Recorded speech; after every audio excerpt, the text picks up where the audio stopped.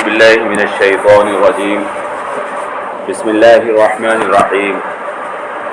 ليس على الأعمى حرج ولا على الأعرج حرج ولا على المريض حرج ولا على أنفسكم أن تأكلوا من بيوتكم أو بيوت آبائكم أو بيوت أمهاتكم أو بيوت إخوانكم أو بيوت أخواتكم أو بيوت أعمامكم أو بيوت عماتكم أو بيوت أخوالكم أو بيوت خالاتكم أو ما ملكتم مفاتحه أو صديقكم. ليس عليكم جناح أن تأكلوا جميعا أو أشتاتا فإذا دخلتم بيوتا فسلموا على أنفسكم تحية من عند الله مباركة طيبة كذلك يبين الله لكم الآيات لعلكم تعقلون. کوئی گناہ نہیں ہے اندھے پر اور نہ اپاہج پر اور نہ بیمار پر کوئی حرج ہے، اور نہ تمہارے اوپر کوئی گناہ ہے اس چیز کا کہ تم کھاؤ اپنے گھروں میں یا اپنے باپوں کے گھروں میں یا اپنی ماؤں کے گھروں میں یا اپنے بھائیوں کے گھروں میں یا اپنی بہنوں کے گھروں میں یا اپنے چچاؤں کے گھروں میں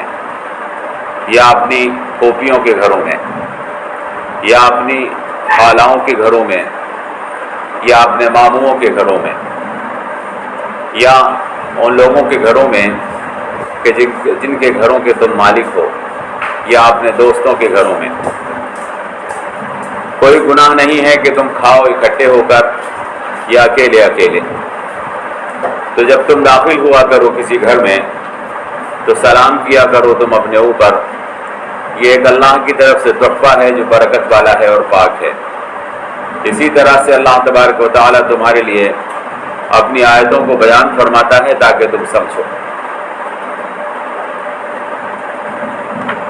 یہ سورہ نور کی 61ویں آیت ہے.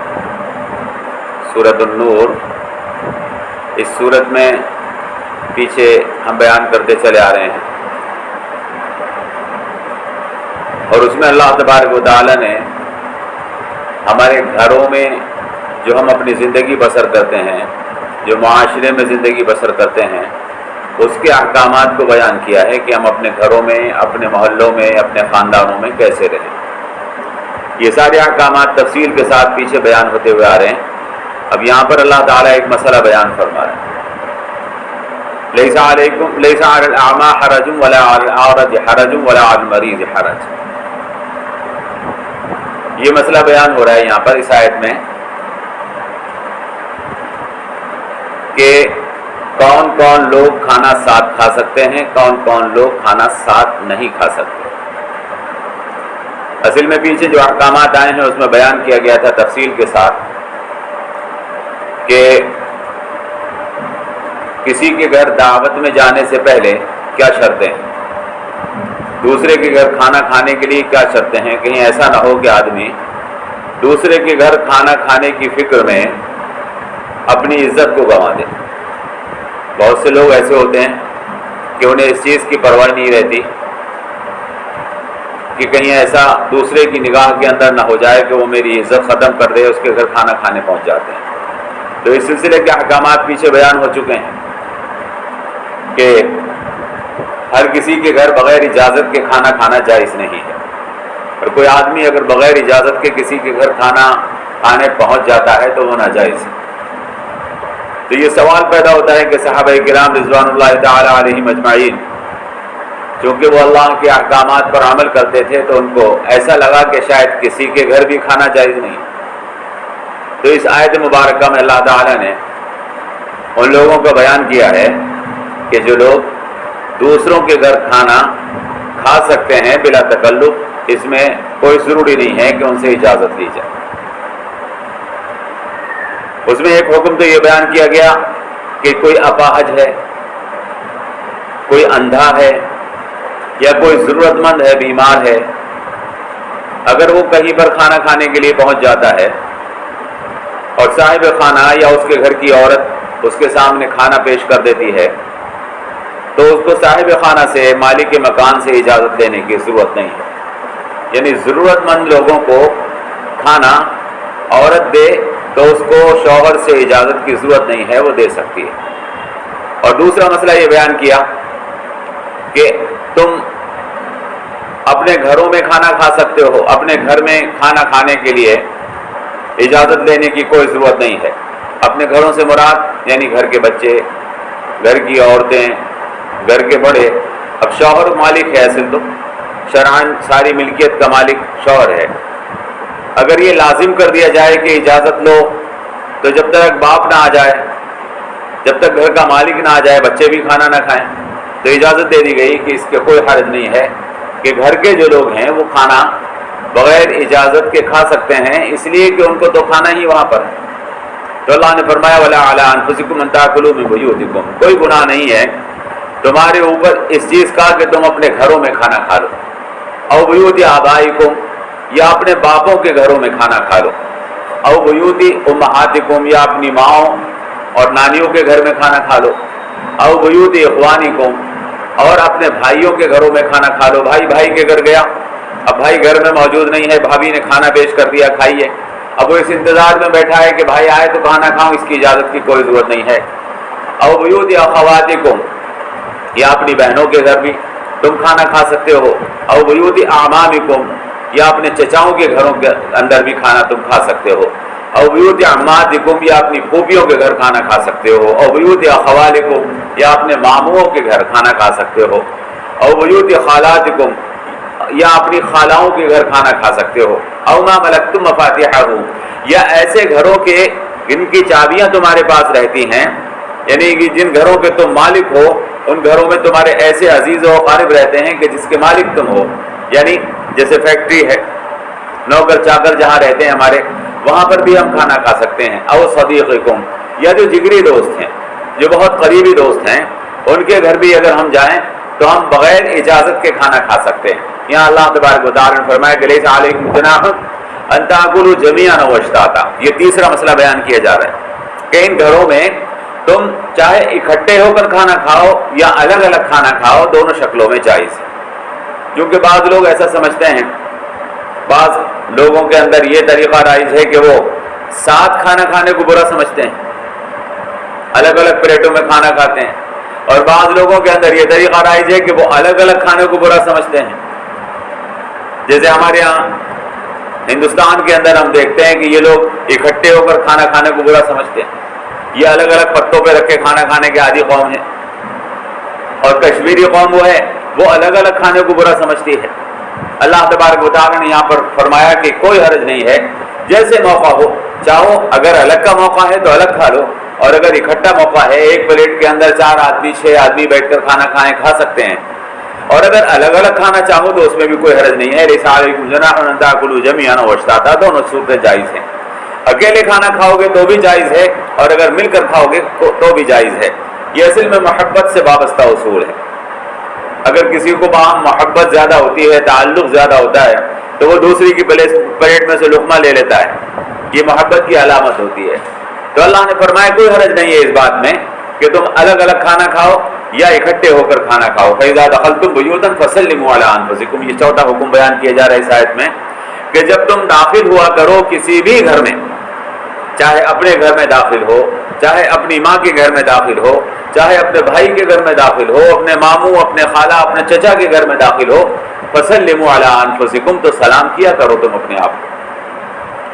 یہ فَسَلِّمُوا عَلَىٰ أَنفُسِكُمْ فرمایا اپنے آپ کو سلام کیا کرو، یہ نہیں ہے کہ گھر کے اندر کوئی موجود ہو تبھی سلام کرو،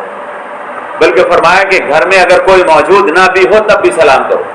فَسَلِّمُوا عَلَىٰ أَنفُسِكُمْ، گھر میں گھسنے کا سلام ہے۔ السلام علیکم، کوئی آدمی گھر والا دکھے تب سلام کرو، اس کی کوئی ضرورت نہیں ہے، بلکہ گھر میں گھسنے سے پہلے سلام کر لو۔ جناب رسول اکرم صلی اللہ تعالیٰ علیہ وسلم، پیچھے تفصیل کے ساتھ وہ سلام کا بیان آیا تھا، اس میں نے بتایا تھا کہ اللہ کے رسول دروازے پر سلام فرمایا کرتے تھے، دروازے میں گھسنے سے پہلے آپ السلام علیکم کہا کرتے تھے۔ اب گھر میں کون موجود ہے کون نہیں، اس کی کو دیکھنے کی کوئی ضرورت نہیں ہے، بلکہ تم سلام کر لیا کرو۔ تحیۃ من عند اللہ مبارکۃ طیبہ، یہ اللہ کی طرف سے ایک تحفہ ہے تمہارے لیے جو بڑی برکت والا ہے اور بڑا پاکیزہ ہے۔ سلام ایسی چیز بنائی ہے اللہ تبارک و تعالی نے، جب ہم آپس میں ایک دوسرے کو سلام کرتے ہیں تو اس سے ہمارے دلوں کے اندر محبت اور الفت پیدا ہوتی ہے، تعلق پیدا ہوتا ہے۔ تحیۃ من عند اللہ، اللہ نے اس کو فرمایا ایک تحفہ ہے، مبارکہ برکت والا ہے، طیبہ اور پاکیزہ ہے، یہ دلوں کو بھی سدھار دیتا ہے اور پاک کر دیتا ہے، گھروں میں اس کی وجہ سے برکت آتی ہے، اور یہ آپس میں ایک دوسرے کو دینے کے لیے بہترین تحفہ ہے۔ اللہ تمہارے اوپر اپنی مہربانی نازل فرمائے، اپنی سلامتی نازل فرمائے، مفت کا تحفہ ہے، نہ کچھ خرچ ہو رہا ہے، نہ کچھ دینا پڑ رہا ہے، کچھ نہ لینا پڑ رہا ہے، لیکن ایک تحفہ ہم پیش کر رہے ہیں دعا کی شکل میں کہ اللہ تبارک و تعالیٰ تمہارے اوپر اپنی رحمت اور اپنی برکت کو نازل فرمائے۔ اللہ نے فرمایا کذالک یبین اللہ لکم الآیات لعلکم تعقلون، اللہ تمہارے لیے اپنی آیتوں کو اسی طرح سے بیان فرماتا ہے تاکہ تم سمجھ پیدا کرو۔ یہ احکامات، اس کے اوپر عمل کرنے والے وہ لوگ ہیں کہ جو اپنی زندگی کو سنوارنے کی سمجھ رکھتے ہیں، جو اپنی زندگی کو سدھارنے کی سمجھ رکھتے ہیں، اللہ تبارک و تعالیٰ ان کے لیے یہ احکامات بیان فرماتا ہے۔ تو اس آیت مبارکہ کے اندر جو حکم بیان ہوا ہے وہ آپ سمجھ رہے ہیں کہ اللہ تعالیٰ نے ان رشتہ داروں کے گھر ہمارے لیے اکٹھے ہو کر یا الگ الگ ہو کر، کیونکہ ان میں سے کسی سے پردہ نہیں ہے، آپ نے جو رشتہ داروں کے نام سنے یہ وہ رشتہ دار ہیں جو کہ پردے کے احکامات بھی اس صورت میں آئے ہیں، لہٰذا یہ سارے وہ رشتہ دار ہیں جن سے ہم آپس میں پردہ نہیں کرتے، لہٰذا یہ ایک دسترخوان پر بیٹھ کر کھا سکتے ہیں۔ اس میں اجازت لینے کی کہ صاحب میں کھانا کھاؤں تمہارے گھر، نہیں، یہ محبت اور الفت کی بات ہے کہ ہم ان کے گھروں کے اندر پہنچ کر بلا دعوت کے بھی اور بغیر اجازت کے بھی کھانا کھا سکتے ہیں۔ اللہ تبارک و تعالیٰ نے اس اتفاق میں یہ حکم فرمایا اور سلام کا بھی حکم فرمایا۔ اللہ سے دعا کیجیے اللہ تبارک و تعالیٰ ہمیں ان احکامات قرآنی کو سمجھ کر اس پر عمل کرنے کی توفیق عطا فرمائے۔ تو اللہ نے فرمایا لیسا علی الاعمی حرج، اندھے پر کوئی گناہ نہیں ہے، ولا علی الاعرج حرج، اور اپاہج پر کوئی گناہ نہیں ہے، ولا علی المریض حرج، اور شدید بیمار پر کوئی حرج نہیں ہے، ولا علی انفسکم، اور تمہارے اوپر بھی کوئی گناہ نہیں ہے کہ ان تاکلوا من بیوتکم، کہ تم کھا لو اپنے گھروں کے اندر، او بیوت آبائکم، یا کھاؤ تم اپنے باپوں کے گھروں پر، او بیوت امہاتکم، یا تم اپنی ماؤں کے گھروں میں کھانا کھاؤ، او بیوت اخوانکم، یا اپنے بھائیوں کے گھروں میں، او بیوت اخواتکم، یا اپنی بہنوں کے گھروں میں، او بیوت اعمامکم، یا اپنے چچاؤں کے گھروں میں، او بیوت عماتکم، یا اپنی چچیوں کے گھروں میں، او بیوت اخوالکم، یا اپنے ماموں کے گھروں میں، او بیوت خالاتکم، یا اپنی خالاؤں کے گھروں میں، او ما ملکتم مفاتحہ، یا ان گھروں میں جن کی چابیاں تمہارے پاس ہیں، او صدیقکم، یا اپنے دوستوں کے جگری دوستوں کے گھروں میں۔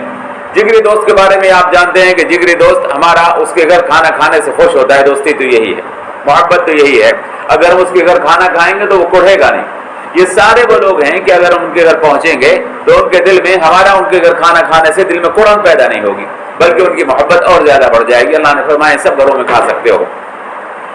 کوئی گناہ نہیں ہے، لیسا علیکم جناح ان تاکلوا جمیعا او اشتاتا، کہ تم کھانا کھاؤ اکٹھے ہو کر یا الگ الگ،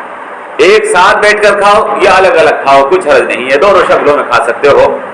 اور فرمایا کہ فَإِذَا دَخَلْتُمْ بُيُوتًا، جب تم ان گھروں میں سے کسی گھر میں داخل ہوا کرو، فَسَلِّمُوا عَلَىٰ أَنفُسِكُمْ، تو سلام کر لیا کرو اپنے آپ کو، تحیۃ من عند اللہ مبارکۃ طیبہ، یہ ایک تحفہ ہے اللہ کی جانب سے جو بڑی برکت والا ہے اور پاکیزہ ہے۔ کذالک یبین اللہ لکم الآیات لعلکم تعقلون، اسی طرح سے اللہ تمہارے لیے اپنی آیتوں کو بیان فرماتا ہے تاکہ تم سمجھو۔